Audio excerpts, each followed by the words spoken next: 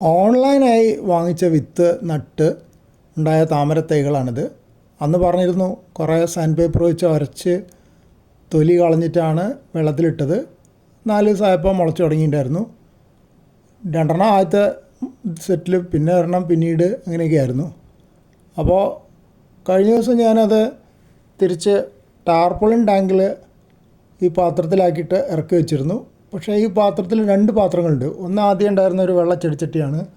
അതിൽ ഹൈഡ്രില്ല ചെടികൾ വളരുന്നുണ്ടായിരുന്നു.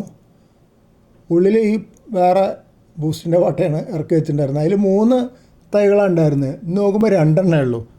ഒന്ന് എവിടെ പോയി നോക്കിയപ്പോൾ അതാ ഒന്ന് ആ ബൂസ്റ്റ് വാട്ടയുടെ പുറത്താണുള്ളത്. അപ്പോൾ അതെങ്ങനെ വന്നു എന്നുള്ളത് എനിക്കിപ്പോഴും പിടികിട്ടുന്നില്ല. വെള്ളം ഇളകിയപ്പോഴോ മറ്റോ എങ്ങനെയെങ്കിലും വിത്ത് പൊങ്ങി വന്നിട്ട് അപ്പുറത്തേക്ക് പോയതാണോ എന്നറിയില്ല. അല്ലാതെ മീൻ ഇതിൽ കയറിയിട്ടുണ്ടെന്ന് തോന്നുന്നില്ല. മീൻ കയറിയിട്ടുണ്ടെങ്കിൽ ഇതിൻ്റെ തളിര് മുഴുവൻ തിന്ന് തീർത്തേനെ.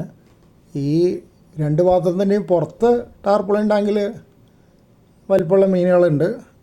അത് കടിച്ചു തിന്ന് തീർക്കാതിരിക്കാൻ വേണ്ടിയിട്ടാണ് ടാങ്കിൽ നേരിട്ട് കുഴിച്ചിടാതെ ഈ പാത്രത്തിൻ്റെ അകത്താക്കി വെച്ചത്.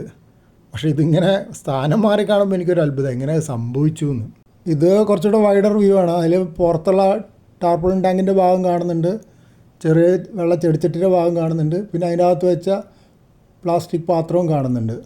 ഇതിലിപ്പോൾ ഈ കാണുന്ന ഈ മൂലയ്ക്കുള്ള ഒരു ചെടി കണ്ടില്ലേ, കുറച്ച് വളഞ്ഞു നിൽക്കുന്നത്, അതിന്ന് രാവിലെ നോക്കിയപ്പോൾ അതിൻ്റെ ഈ തണ്ട് മുഴുവൻ മണ്ണിൻ്റെ അടിയിലായിരുന്നു. അപ്പോൾ ഞാനൊരു കോലുകൊണ്ട് അത് വിടർത്തി കൊടുത്തു. അല്ലാതെ ഇങ്ങനെ മണ്ണിൻ്റെ അടിയിലേക്ക് പോയാൽ ശരിയാവില്ലല്ലോ എന്ന് വിചാരിച്ചിട്ട്.